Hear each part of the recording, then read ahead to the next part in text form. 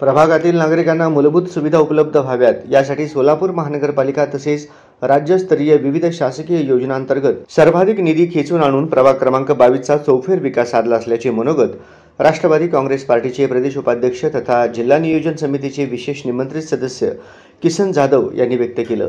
64,459 रुपयाची सिमेंट काँक्रिटीकरण रस्त्यासाठी या ठिकाणी तरतूद केलेली आहे आणि या भागामध्ये गेली अनेक वर्ष झालं रस्त्याचा विषय प्रलंबित होता।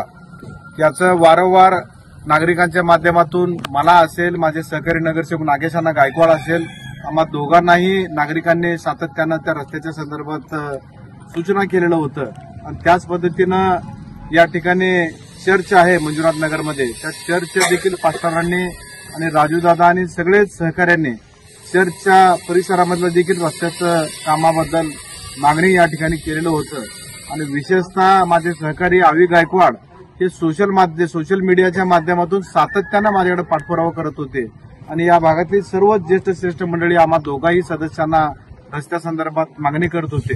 दरम्यान प्रभाग क्रमांक 22 येथे लोकशाहीर अण्णाभाऊ साठे नागरी वस्ती सुधारणा योजना अंतर्गत सन 2023-24 या हेड अंतर्गत मंजुनाथ नगर डायमंड बेकरी ते गायकवाड घरापर्यंत रस्ता काँक्रिटीकरण कामाचे शुभारंभ करण्यात आले।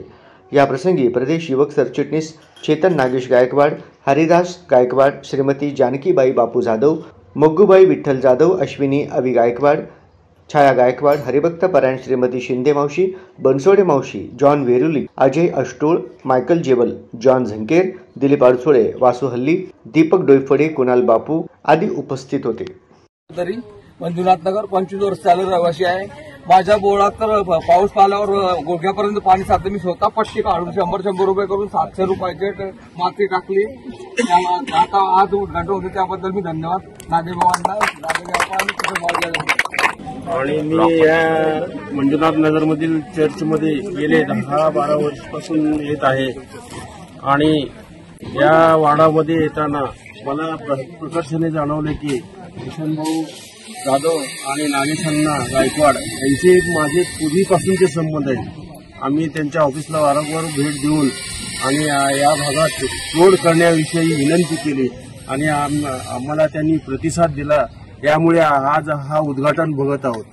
त्याबद्दल आम्ही त्यांचे खूप खूप आभारी आणि त्यांना धन्यवाद देतो।